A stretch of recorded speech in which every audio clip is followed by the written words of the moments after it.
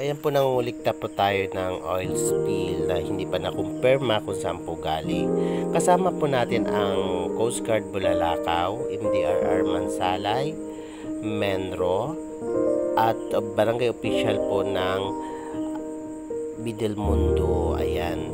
Kasama po ang mga mamayan po ng Bidilmundo at mga tumutulong na rin po yung mga bata sa pagkulikta po ng oil spill. Ayan po, malalaki po yung mga hibla ng oil spill. Bubuo na po siya. Gawa po siguro ng sikatan ng araw. Kaya yun, ganyan po siya. Medyo malagkit po siya. At kapag ano po, dumikit po sa inyong mga tsinelas, hindi na po siya basta-basta. Hindi mo basta-basta siya maalis. Ayan. Kasama po natin ang mentor. Yan po. Siya po may hawak ng ano. Yan. Ng lagayan. Yan, nagdala na rin kami ng gloves extra kasi masyado po talaga siyang sticky. Ayan. Yan po yung mga nakolekta po. Ay, ganyan po parami yung mga oil spill at kumuha na rin po ng sample para po matingnan ko ano pong oil spill siya, anong chemical po siya. Ayan.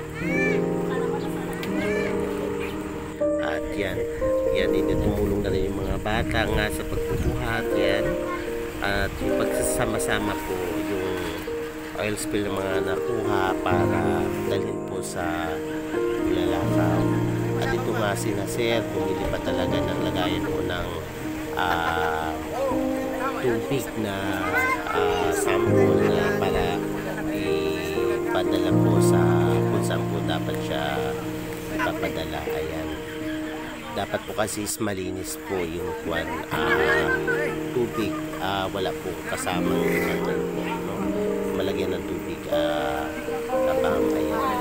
Ngayon po ay pagsama-sama po, ayan, ilalagay po yan sa sasakyan, ginawa po isa, pero hindi po dapat kasi siya pagsama-sama ng isang lagayan po talaga kasi sobrang mabigat po. Kahit kaunti lang po mabigat na po yan. Yan na po yung binili na set. Hindi po natin alam kung saan pa nila binili. Ayan.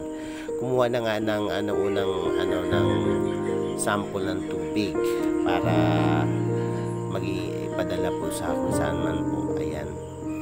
Yan. So, yan mga po sila po yung saksi na talagang kinuha po talaga sa tubig dagat kung saan po mayroong oil spill.